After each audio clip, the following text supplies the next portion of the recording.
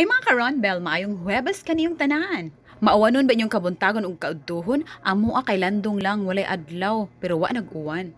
Dugay na yung kakanunon og Betamax. Mga untag Betamax mga karonbel, kinsay kaila aning Betamax? Kinsay mo kaon ani ug kinsay di mo kaon ani?